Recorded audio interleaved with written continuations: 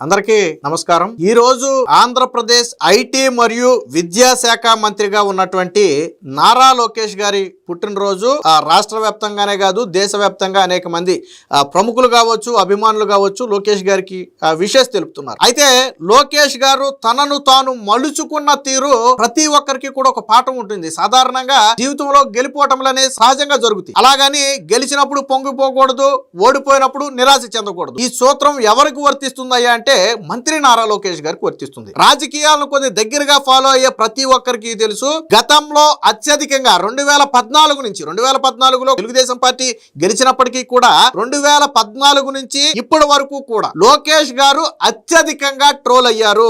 వాస్తవానికి ఆయన మంత్రిగా ఉన్న సమయంలోనే ఎక్కువ ట్రోల్ చేశారు. ముఖ్యంగా జగన్మోహన్ రెడ్డి పనిగట్టుకుని షర్మిల చేత నారా లోకేష్ ని పప్పు అంటూ ఒక ముద్ర వేసి దాన్ని ప్రజల్లోకి బలంగా తీసుకువెళ్లడం కోసం జగన్మోహన్ రెడ్డి ఏకంగా ఒక పెద్ద వ్యవస్థనే ఏర్పాటు చేశాడు. అంటే లోకేష్ ని అన్పాపులర్ చేయాలి, లోకేష్ గెలవకూడదు. వాస్తవానికి లోకేష్ కూడా అంతే బలంగా సవాళ్లను తీసుకుంటాడు. ఒక్కసారి ముందుకు రావడానికి కొద్దిగా సమయం పట్టొచ్చు తప్ప సవాళ్లు కానీ సమస్యలు కానీ లోకేష్ ని అడ్డుకోలేవు అనడానికి ఆయన జీవితమే ఒక ఉదాహరణ.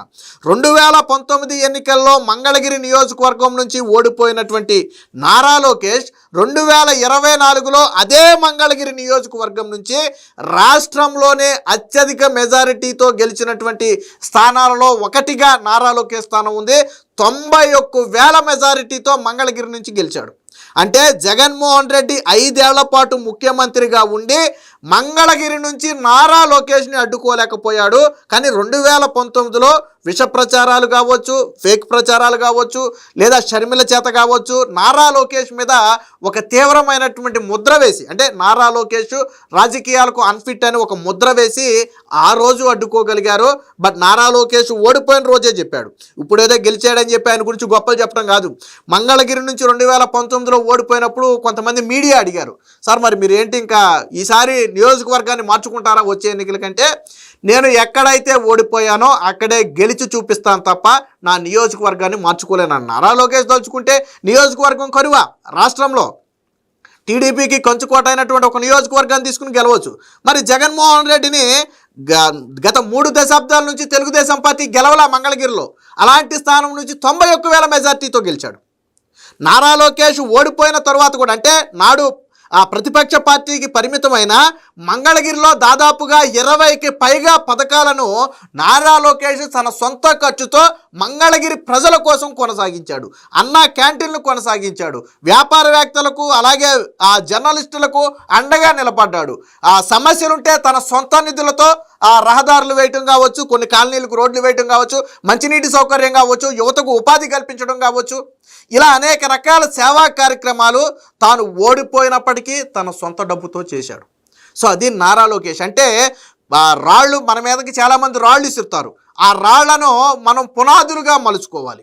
అలాగే మనల్ని చాలామంది విమర్శిస్తారు, విమర్శించిన వాళ్ళే రేపొద్దున శభాష్ అనేలాగా పొగిడించుకోవాలి. సో అదే నిజమైన గెలుపు. ఆ గెలుపుని ఈరోజు నారా లోకేష్ చూశాడు. ఇక మంత్రిగా, గతంలో కూడా మంత్రిగా సక్సెస్ అయ్యాడు. జగన్మోహన్ రెడ్డి దుష్ప్రచారం తప్ప గతంలో కియా కావచ్చు, లేదా టీసీఎల్ కావచ్చు, అనేక కంపెనీలను ఫాక్స్కాన్ కావచ్చు గతంలోనే నారా లోకేష్ తీసుకురావడం జరిగింది. అలాగే పంచాయతీరాజ్ శాఖ మంత్రిగా 1000 కిలోమీటర్ల సీసీ రోడ్డు, ఈ రోజుకి నారా లోకేష్ వేసిన సీసీ రోడ్లే ప్రధానమైనటువంటి సీసీ రోడ్లు. సో వేసి ఒక విప్లవాత్మకమైన మార్పులను గతంలో నారా లోకేష్ తీసుకొచ్చాడు. ఇప్పుడు ఒక సవాల్ విసిరే మంత్రి, గతంలో కూడా చెప్పాడు ఆయన, ఎందుకు మీరు ఈ శాఖ, విద్యాశాఖ అనేది ఎప్పుడు సవాళ్ళతో కూడినటువంటి శాఖ, మరి ఎందుకు ఇది తీసుకున్నారు అంటే, ఎన్ని సవాళ్లు ఎదురైనప్పటికీ కూడా విద్యా వ్యవస్థలో మార్పులు తీసుకురావాలని 2047 నాటికి ఏదైతే స్వర్ణాంధ్ర విజన్ 2047 ఉందో ఆ సమయానికి 100% అక్షరాస్యత సాధించాలి అనేది నా ఉద్దేశం. 2029 నాటికి 90% అక్షరాస్యత సాధించాలనేది నా ప్రధాన లక్ష్యం అని చెప్పారు. ప్రస్తుతం అక్షరాస్యత 70 నుంచి 72% వరకు ఉన్నట్టుగా ఉంది. అంటే ఎందుకు ఆ శాఖ తీసుకున్నారు? రెండోది ఐటీ శాఖ. రెండు భిన్నమైన శాఖలు వాస్తవానికి, అయినప్పటికీ కూడా 2 శాఖలను కూడా సమర్థవంతంగా నడుపుతున్నారు. ఈరోజు పిల్లలకు అద్భుతమైన మధ్యాహ్న భోజనం కావచ్చు, వారికి ఇస్తున్నటువంటి బ్యాగులు కావచ్చు, పుస్తకాలు కావచ్చు, పేరెంట్స్ మీటింగులు కావచ్చు, దాని ఎన్నికలు కావచ్చు. సో ఇలా అనునిత్యం కూడా మెగా డిఎస్సి ద్వారా 16,400 పోస్టులు సుమారు భర్తీ చేసి ఈరోజు పాఠశాలల్లో ఉపాధ్యాయుల సమస్య లేకుండా నారా లోకేష్ చేశాడు అంటే అది నారా లోకేష్ గొప్పతనం. అలాగే దాదాపుగా 68 లక్షల మంది విద్యార్థులకు తల్లికి వందనం డబ్బులు వేశారు. గత జగన్మోహన్ రెడ్డితో పోలిస్తే 25 లక్షల మందికి అదనంగా వేశారు. ఎంతమంది పిల్లలు ఉంటే అంతమందికి తల్లికి వందనం వేశారు. సో అది నారా లోకేష్ యొక్క గొప్పతనం. ఇక పరిశ్రమల పరంగా చూసుకున్నా కానీ నారా లోకేష్ దేశంలో మరే వ్యక్తి కూడా సాటి రాని విధంగా ఈరోజు అద్భుతమైన ప్రగతి సాధించారు. ఇటీవల వచ్చినటువంటి సర్వేల్లో చూసాం మనం. దేశానికి దాదాపుగా వచ్చిన మొత్తం పెట్టుబడులలో 25% పెట్టుబడులు ఆంధ్రప్రదేశ్ గెదలాగా తన్నుకెళ్ళిపోయింది. గూగుల్ లాంటి సంస్థలు అమెరికా వెలుపల అతిపెద్ద పెట్టుబడి ఆంధ్రప్రదేశ్లో పెడుతున్నాయి అంటే అది నారా లోకేష్ గొప్పతనం. అలాగే టీసీఎస్ కావచ్చు, కాగ్నిసెంట్ కావచ్చు, ఆర్సిలర్ మెటల్ కావచ్చు, గ్రీన్ అమోనియా కావచ్చు, లేదా సెంట్రల్ గవర్నమెంట్ ప్రాజెక్టులు కావచ్చు, ఈరోజు ఆంధ్రప్రదేశ్కి క్యూ కడుతున్నాయి అంటే అది నారా లోకేష్ యొక్క గొప్పతనం.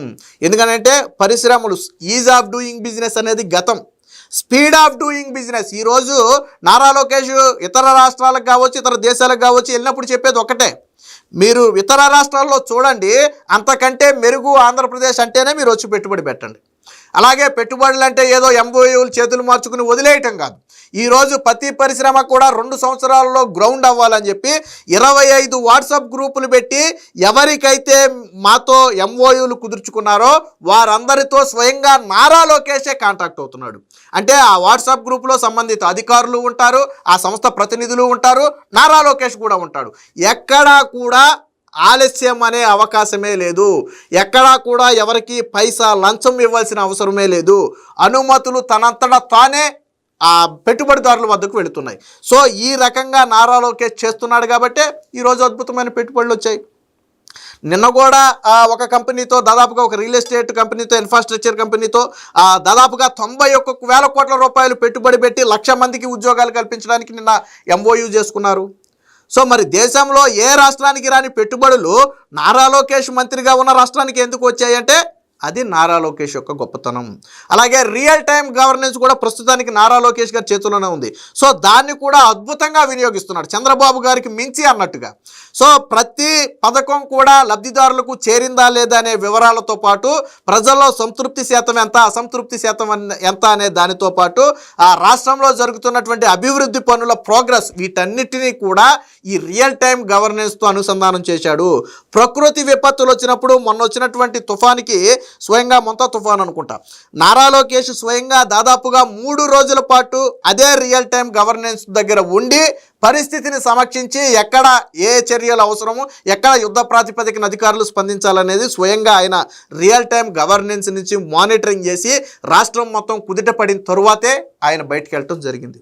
సో అంటే తాను ఏది తీసుకుంటే అది విప్లవాత్మకమైనటువంటి మార్పులు. అలాగే ఇంకోటి, నారా లోకేష్ తీసుకున్నటువంటి ప్రధానమైనటువంటి అంశం ఏంటంటే డ్రగ్స్ మీద ఉక్కుపాదం. డ్రగ్స్ వద్దు బ్రో అని నారా లోకేష్ అపోజిషన్లో ఉన్నప్పుడే పాదయాత్ర సమయంలో ఒక క్యాంపెయినింగ్ మొదలుపెట్టాడు. సో ఆ క్యాంపెయిన్ని ఈరోజు తారాస్థాయికి తీసుకెళ్ళి దాదాపుగా డ్రగ్స్ రహిత రాష్ట్రంగా ఆంధ్రప్రదేశ్ని మార్చే స్థాయికి వచ్చారు. దీనికి లక్ష్యం కూడా పెట్టుకున్నారు. ఆ టైంకి డ్రగ్స్ రహిత రాష్ట్రంగా ఆంధ్రప్రదేశ్ని మారుస్తామని చెప్పి నారా లోకేష్ చెప్పారు. గతంలో మీకు గుర్తుందో లేదో, జగన్మోహన్ రెడ్డి ముఖ్యమంత్రిగా ఉన్నప్పుడు రాష్ట్రంలో, దేశంలో ఎక్కడ గంజాయి దొరికినా దాని మూలాలు ఆంధ్రప్రదేశ్లోనే ఉండేవి. కానీ ఈరోజు ఎక్కడ గంజాయి దొరికినా దానికి ఆంధ్రప్రదేశ్కి లింకులు ఉంట్లా. అంటే ఆంధ్రప్రదేశ్లో పూర్తి స్థాయి ప్రక్షాళన జరిగింది. ఒక టీముని ఏర్పాటు చేశారు, ఏగలు అనుకుంటా దాని పేరు, ఒక టీముని ఏర్పాటు చేశారు. సో అత్యంత చాకచక్యంగా ఈ గంజాయి మీద ఉక్కుపాదం మోపుతున్నారు. సో యువత జీవితాలను నాశనం చేసుకోవద్దు, వాళ్ళ కుటుంబాలలో ఎటువంటి విషాదాలు రాకూడదనే ఒక ఉద్దేశంతో నారా లోకేష్ గంజాయి మీద ఉక్కుపాదం మోపడంతో ఇప్పుడు యువతంతా కూడా స్వేచ్ఛగా తిరుగుతున్నటువంటి పరిస్థితి. తల్లిదండ్రులు కూడా కొద్దిగా ప్రశాంతంగా, గంజాయికి మా పిల్లలు దూరంగా ఉంటారు, గంజాయి అనేది ఆంధ్రప్రదేశ్లో దొరకదు అనే నమ్మకం ఈరోజు వచ్చిందంటే అది నారా లోకేష్ వల్లే సాధ్యమైంది. ఇక అన్నిటికీ మించి మనం ప్రధానంగా మాట్లాడుకోవాల్సింది కార్యకర్తలకు అండగా. 2019లో జగన్మోహన్ రెడ్డి గెలిచిన తరువాత కార్యకర్తల మీద ఒక పంజా విసిరాడు. అంటే దొరికిన జగన్మోహన్ రెడ్డికి వ్యతిరేకంగా మాట్లాడిన ప్రతి వ్యక్తిని కూడా అర్ధరాత్రులు గోడ దూకెళ్ళి అరెస్టు చేసి ఒకానొక సమయంలో అసలు తెలుగుదేశం పార్టీ కార్యకర్తలు సోషల్ మీడియాలో మాట్లాడాలి, జగన్మోహన్ రెడ్డికి వ్యతిరేకంగా మాట్లాడాలి, అప్పటి ప్రభుత్వ విధానాలకు వ్యతిరేకంగా మాట్లాడాలి, జరుగుతున్నటువంటి తప్పులను ఎత్తి చూపాలంటే భయపడే పరిస్థితి తీసుకొచ్చాడు జగన్మోహన్ రెడ్డి సిఐడిని అడ్డం పెట్టుకుని. కానీ ఆ సమయంలో నారా లోకేష్ వారందరికీ అండగా నిలబడ్డాడు. ఎవరు అధైర్యపడొద్దు, మీ వెనక నేనున్నాననే భరోసా ఇచ్చాడు. దాని ఫలితమే 2024లో Telugu Desam party social media Jaganmohan Reddy మీద ఒక పెద్ద యుద్ధమే చేసింది. సో ప్రతి కార్యకర్త ఇంటికి స్వయంగా నారా లోకేష్ వెళ్ళటం, లీగల్ టీంని పంపటం, అరెస్ట్ అయిన వ్యక్తిని బెయిల్ మీద బయటికి తీసుకొచ్చి వాళ్ళ కుటుంబ సభ్యులకు చేర్చడం, వారిని ఆర్థికంగా ఆదుకోవటం, ఇలా అనునిత్యం కార్యకర్తలలో మమేకమై కార్యకర్తల్లో విశ్వాసాన్ని నింపాడు. అసలు 2015లో తొలిసారిగా కార్యకర్తల సంక్షేమ నిధి అనే ఒక ఆలోచనకు తెరతీసిందే నారా లోకేష్. కార్యకర్తల సంక్షేమ నిధి ప్రపంచంలోనే ప్రారంభించిన ఏకైక మొట్టమొదటి party Telugu Desam party. Telugu Desam party ప్రారంభించిన తర్వాతే ఇతర పార్టీలు దాన్ని స్ఫూర్తిగా తీసుకున్నాయి తప్ప ఆ రోజుల్లోనే కార్యకర్తల గురించి ఆలోచించినటువంటి ఏకైక వ్యక్తి నారా లోకేష్. ఇప్పటి వరకు తెలుగుదేశం పార్టీ కార్యకర్తల కుటుంబాలకు ప్రమాద బీమా కింద దాదాపుగా 200 కోట్లకు పైగా ప్రమాద బీమా చెల్లించారు అంటే అది నారా లోకేష్ గొప్పతనం. ఇటీవల ప్రమాద బీమాను 3 నుంచి 5 లక్షలకు కూడా పెంచడం జరిగింది. అంటే కార్యకర్త బాగుండాలి, కార్యకర్త కుటుంబంలో ఏదైనా జరగరానిది జరిగితే ఆ సమయంలో మనం అండగా ఉండాలని చెప్పి నారా లోకేష్ తీసుకున్నటువంటి నిర్ణయం. ఇక ఎన్టీఆర్ ట్రస్ట్ ద్వారా కూడా నారా లోకేష్ పాదయాత్ర సమయంలో కూడా మీరు చూడండి, ఎవరైనా బాధితులు వచ్చి మా పిల్లల్ని మేము చదివించుకోలేకపోతున్నాం, మేము ఆర్థికంగా ఇబ్బంది పడుతున్నామంటే నారా లోకేష్ వాళ్ళ ఫీజులు కడతానని హామీ ఇచ్చి ఫీజులు కట్టాడు. అలాగే చదివించుకోలేకపోతే ఎన్టీఆర్ ట్రస్ట్లో నేను చదివిస్తానని చెప్పి అనేక మంది పిల్లలను ఈ రోజుకి ఎన్టీఆర్ ట్రస్ట్ ద్వారా ఉచితంగా చదివిస్తున్నాడు నారా లోకేష్. అంటే అధికారంలో ఉన్నప్పుడు చేయటం కాదు, తాను అధికారంలో లేకపోయినా అటు మంగళగిరికి చేయాల్సింది చేశాడు, కార్యకర్తలకు చేయాల్సింది చేశాడు, పాదయాత్రలో చేయాల్సింది చేశాడు. సో నారా లోకేష్ అనే వ్యక్తి ఒక రోల్ మోడల్. ఎందుకనంటే ఇన్ని క్వాలిటీస్ మనకి ఏ నాయకుల్లోనూ దొరకవు. రెండోది, గతంలో తండ్రి చాటు తనయుడిగా నారా లోకేష్ని చెప్పుకునేవాడు, సొంత కార్యకర్తలు కూడా ఆ విధంగానే చెప్పుకునేవాళ్ళు. బట్ ఈరోజు తండ్రి ఇమేజ్తో సంబంధం లేకుండా నారా లోకేష్ ఇమేజ్తో తనంతటా తానుగా ఒక లీడర్గా ఎదిగాడు. మీకు ఒక చిన్న ఎగ్జాంపుల్ కూడా చెప్తా. ఇటీవల ప్రధాని నరేంద్ర మోదీ గారు అనేక సందర్భాలలో స్వయంగా నారా లోకేష్ పేరు ప్రస్తావించి ఆయనను అభినందిస్తున్నారు అంటే అది నారా లోకేష్ గొప్పతనం. సో నారా లోకేష్ చేసినటువంటి పాదయాత్ర ఒక సుదీర్ఘ పాదయాత్ర, ఒక చరిత్ర. నారా లోకేష్ చరిత్రలో ఏదైనా ఒక మైలురాయి ఉందంటే చేసినటువంటి పాదయాత్రే. సో ఆ పాదయాత్ర తానేమీ ముఖ్యమంత్రి కాదు, ఇప్పటి వరకు పాదయాత్ర చేసిన ప్రతి ఒక్కడు కూడా ముఖ్యమంత్రి పదవి కోసం పాదయాత్ర చేశారు తప్ప నారా లోకేష్ ముఖ్యమంత్రి పదవి కోసం చేయలేదు. ఆ రోజు జగన్మోహన్ రెడ్డి మీద యుద్ధం ప్రకటించి కార్యకర్తలకు ప్రజలకు అండగా ఉండాలి, సమస్యలు పరిష్కరించాలని ఒక ఉద్దేశంతో నారా లోకేష్ చేసినటువంటి పాదయాత్ర ఒక చరిత్రగా మిగిలింది.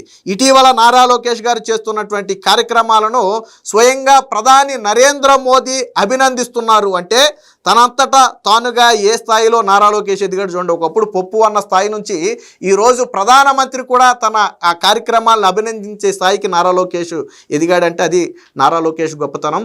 సో మెగా డిఎస్సి పూర్తి చేయడం కావచ్చు, పోలీస్ కానిస్టేబుల్ ఉద్యోగాలు భర్తీ చేయడం కావచ్చు, లేదా ఆ జూనియర్ కాలేజీలో లెక్చరర్ పోస్టులు భర్తీ చేయడం కావచ్చు, అవుట్సోర్సింగ్ విధానంలో పోస్టులు భర్తీ చేయడం కావచ్చు.